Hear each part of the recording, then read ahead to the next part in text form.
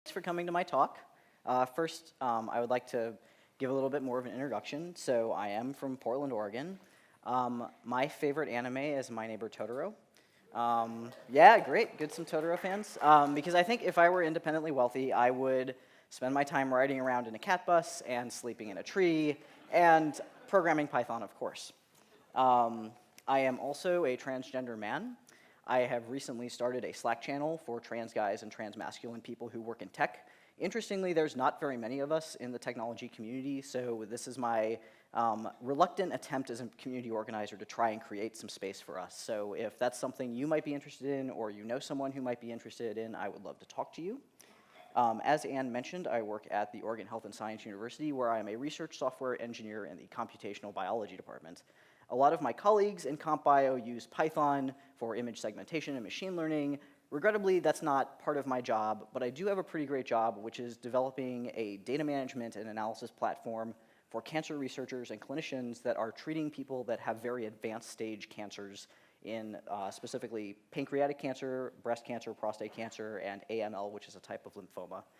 So I'm honored to be able to contribute my technology skills back to the greater good in that way. My pronouns are he and him, if you are referring to me in conversation. And I have previously talked about MicroPython, both at PyDX, which was the local Portland Python conference in 2016, with my Internet of Cats project. And I also gave a IoT tutorial last year at PyCon. Both of those are available on my GitHub, which I'll show you at the end. So, enough about me. So we're here right now to talk about IoT communication. So there were some really excellent talks yesterday that talked about how to communicate with other humanoids. This is going to be more of a talk about how to communicate with our robot overlords. So for an IoT network to be a thing, right, we need the internet. There's the internet, okay? So here is a thing. This is the Nest thermostat. And let's say, honestly, I found this picture and I just wanted to incorporate it into my slide somehow, so let's just assume this is me and my super advanced piece of technology, and my mom spends her winters in Florida. She likes the house to be quite a bit warmer than my partner and I tend to keep it.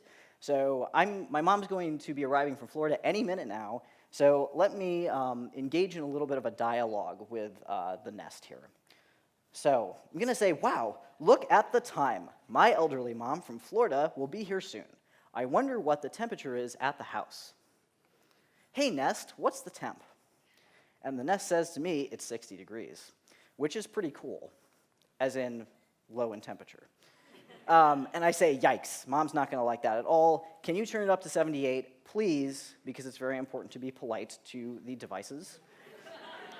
And the Nest says, you betcha. So this was just kind of a funny conversation to talk about communication in general. So I am making a request of something, it's giving me information, I might have the ability to control that thing, so that's kind of like a high-level overview of just general communication. All right, end slide. So when I talk about technology, I try to do something regionally appropriate or kind of a funny, campy thing. So being that we're at PyCascades in the Pacific Northwest, I thought I would use the example of a winery, or a vineyard specifically. So let's imagine that we all have a vineyard, and being technology aficionados, we're like, how can we connect this vineyard to the internet to make our jobs easier? And of course, we're going to use MicroPython because Python is great. So we're going to have these little temperature sensors, and I've labeled the vines, vine 1, 2, 3, and 4. So we have, let's say, thousands of vines in our vineyard. And growing wine, or growing grapes is not something I know much about, but I do know that microclimates are very important. So we might want to set up a dashboard to see what the temperature is in different areas of our vineyard. And maybe, you know, we set up our temperature sensors, we go to sleep, we wake up in the morning, and we make ourselves a cup of Water Avenue Pinot Noir barrel-aged coffee, which you can actually buy in Portland because, of course, you can.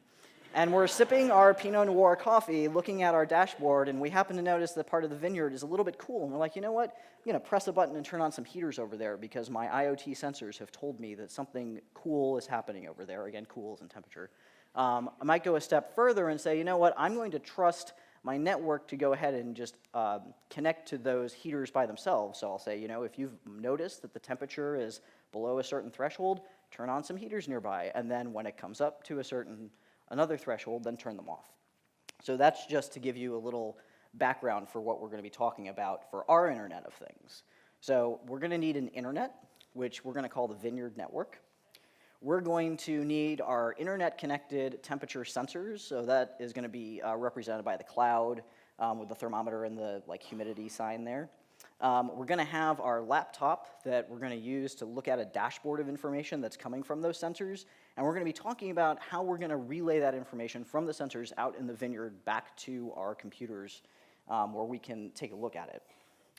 So this is a picture of the hardware that I actually have up here running. Hopefully it's running. So this is the ESP8266 microcontroller. So just a little aside, microprocessor, the thing in your computer, very expensive, very power hungry, very, very powerful, does a lot of processing things. A microcontroller, as the name kind of indicates, is more about controlling things. So it's very low power, it's very small, it's very inexpensive. So this unit cost me $3, for instance, and its primary task is to control other things. So in our case, it's going to be controlling the DHT11, which is digital humidity and temperature sensor. I think there's a pointer on this. Yes, so that little teal rectangle there is a DHT. And there's an LED down here that doesn't really do anything, but I didn't want to leave it unlabeled in case you were wondering that's an LED. And interestingly, you can see the antenna on the ESP. So this is a Wi-Fi connected microcontroller, so that means it's able to both broadcast a wireless network and connect to one. So with that said, for our Vineyard network, we're going to have an ESP, that microcontroller, that's going to be broadcasting the network. Not typically what you would do, but for the sake of showing how to do this in MicroPython, I want to use that as the access point. And then our Vine sensors are going to be also the ESP, but with that digital humidity and temperature sensor. We still have our laptop, and we're still going to be sending that information across. So now we're going to get into looking at some MicroPython, which looks a lot like regular Python. So MicroPython is a port of Python 3 that is optimized to run on microcontrollers. It has a subset of the regular Python libraries, and it also has some very specific libraries to do hardware functions, which we'll see in this talk. So the first hardware-related library that we're going to be using is the network module. So here I'm going to create an access point. So an access point is anything that's broadcasting a little local intranet like we are. So this, whoops, that's what I meant to do. In line 2, this whoops, that's not what there we are. Okay, sorry, back up. So this access point IF in line 2 here, that's access point interface, which we are going to create in line 3, and we're going to give it the name Vineyard Network, and then we're going to activate it. So you could think about this as you're setting up your home internet, you give it an SSID like I love cats, and then you turn it on. So we have our Vineyard Network broadcasting there. If we're going to set up our temperature sensors next, I have to remember the slides are right here, which is actually really great. So I can look at you and not the screen. So again, we're going to use the network module, and now we're going to make a station interface. And so station is basically anything that is enabled to connect up to a network. So in the last line here, line 4, we're going to connect to Vineyard Network and give it whatever password we've assigned. And so now our Vine sensors are online. So we have our Vineyard Network broadcasting. We are now connected to that network. The next thing we need to do is be able to measure the temperature and the humidity. So I'm using the example of humidity here. The only difference with temperature is down here in line 8 is you would use .temperature instead of humidity. But to walk through this line by line, so you can see MicroPython has kindly provided for us a DHT module. So the only thing I have to do to connect up to my DHT is basically create a object of type DHT11, and then I'm going to tell it what pin on the ESP I want it to be connected to. That's going to be the pin that says, hey, can you give me the temperature, and then it sends the information back. And then this looks just like regular Python. I have a function definition here. I'm passing in a parameter that is the poll time, so how frequently I'll be measuring the temperature. And in my control loop, I'm just going to hang out and say, all right, measure the temperature. I want the humidity. Just print out the humidity and tell me what it is, and then go to sleep again. So now we have the ability to actually take a measurement in our little sensors. So to go back to the Vineyard network, we're set up now with our ESP as the access point. We have our vines connected to Vineyard network, and they are also measuring the signals. We still have a laptop, and now we're going to talk about how we can actually get those signals across from the sensors to our dashboard on the laptop. And we're going to be doing that with a protocol called MQTT, which stands for Message Queuing Telemetry Transport. It's kind of a mouthful. This was developed by IBM in 1999 with the purpose of monitoring oil pipelines in the desert. So things that you can't easily get to, where you can just kind of stick sensors out there, you don't have a lot of power available to you. So MQTT is this very nice, lightweight protocol that uses a publish-subscribe model with a broker. So what that looks like is we have our sensors and we have our laptop, and then in the middle, we're going to have this broker. We're using the Mosquito broker in this example. Mosquito is a very cutely named and excellently iconified MQTT broker, which I think also has a really nice Python API, if I'm not mistaken. So what the broker is going to do is just kind of sit between and marshal the information between the connected devices. So I have a subscriber here, my dashboard. I'm going to say, all right, Mosquito, I would like to listen to any kind of messages you have about temperature in the vineyard. And the sensors are going to publish to the Mosquito broker and say, hey, I have information about the temperature and the humidity. And the broker is going to say, all right, well, I'm going to send that message out to my subscribers over topics. So the way that you would communicate between devices on an MQTT network is basically strings that are referred to as topics. So for instance, a top-level topic might be vineyard. So that would be anything that's broadcasting in the vineyard you would want to subscribe or publish to. You can then have subtopics. So we would be looking at the subtopic of humidity and temperature for our dashboard. You can have further subtopics, so I have like Vine 1, Vine 2, etc. And you'll notice these are just strings that will be passed when we look at the code. And you can imagine that it's very easy to add more publishers and subscribers with this model. There's no setting up of any kind of like an HTTP server. You do not have to set up any kind of configuration. If, let's say, we buy another 100 acres of Pinot Noir vines, and we have 500 more sensors that we want to put in, that's fine. We'll just then publish out to whatever vine number that is. And we can use wildcards as well if we're going to subscribe to these things. So let's say I'm just going to subscribe to all of the temperatures on the Vineyard network. I would use this hash sign to do that. You can also use the plus sign as a wildcard kind of within that hierarchy. So in this case, I'd be saying, I want to listen to whatever information Vine 1 is sending. So this would give me both the temperature and the humidity. All right. So now that I've talked a little bit, like kind of a very high-level overview of MQTT and some basics, let's see how to do that in MicroPython. So again, MicroPython has provided for us, conveniently, a MQTT client library. So this, again, is going to be pretty simple. In line 2, we're going to set up an MQTT client and give it a unique ID. We're going to then give it the IP address where the broker is going to be listening, and then we're going to connect to that broker. And then in line 4 here, whoops, there we go. I'm going to publish out to my topic. So this is Vine 1, and I'm the temperature part of the sensor, so I'm going to send temperature, Vine 1, and then I'm going to send, let's say, a value of 15. So that would be publishing in MicroPython using MQTT. And then there's also subscribing. So if I were going to subscribe to messages, I would again create a MQTT client and connect to the broker. In the case of subscribing, I'm going to have to define a callback function. And that callback function is going to take the topic and the message and do something with them. So here I'm just printing it out. And so once I've defined my callback, I set the callback here. I'm going to subscribe. So remember from the topic slide, this means that I'm going to subscribe to all the temperatures in the vineyard here. And then I'm just going to wait. And this wait message command literally just does that. It waits. When it receives a message from the broker, it then would execute our callback function, which would print our temperature and humidity for us. So then let's take a look at our expanded measurement function. So remember, we looked at measure humidity before. Now we're going to look at measuring the humidity and passing the message along in MQTT. So again, we're going to be setting up our MQTT client. We've created an instance of DHT11.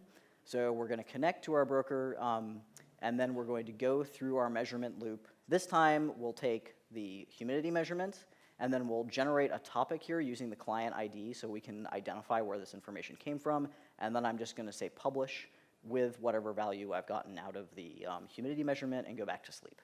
This is presentation code. The actual code that I have running on these devices has a lot of try except in there in the case that you can't connect, or a technical problem I was having last night and this morning, which was the temperature sensor was not responding. So those would be like some production caveats. All right, so now it's demo time. This is good. I have about 15 minutes in here, so I have 10 minutes to do this. So this will be exciting. So what I have up here is I have the 2 temperature sensors, and I have the Vineyard network running. So if I come over here, I can show you. Will this show up? Oh, maybe not. There we go. I am on the Vineyard network, which is being broadcast by the middle doodad here. And let's see. If I come back over, need to find the cursor. There it is. All right, cool. So first I will show you. This is the web REPL, which is a really neat interface that MicroPython provides for us that you can connect wirelessly into the device and actually program it. So what you are looking at here is a Python REPL, so a Python prompt that is running on one of these devices. So if I go up, hello Cascades, it will print out hello Cascades. So you can Python here. The other, so this one is the network interface. You should see over here, and we'll look at a much more friendly interface of the temperature and humidity values. You can't really see that they're moving because it's the same temperature and humidity because we're in a conference center and it's not very exciting. Maybe if I grab a hold of them, doesn't seem to be doing anything there. But these are the 2 different, oh, that one moved. So there was a 19 there. Oh, there we go, 31. See, this is the live. Yay, it's working. All right. Thank you. All right, so where is, and then I have more fun things to show you here, which is, all right, this is really cool. That's a graph of it.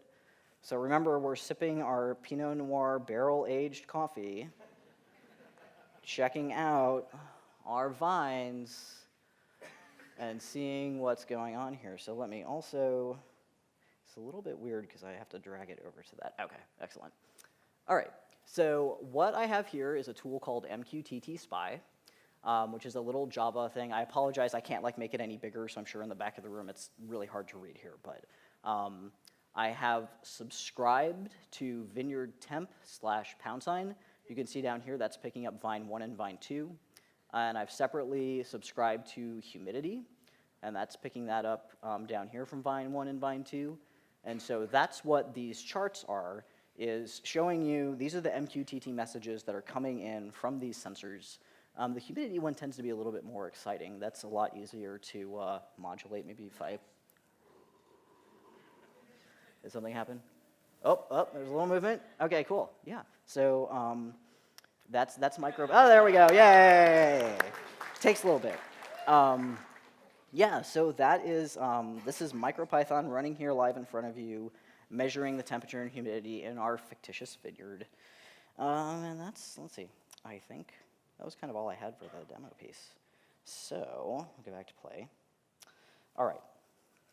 So there was a demo, that was just some notes for me in case it didn't work.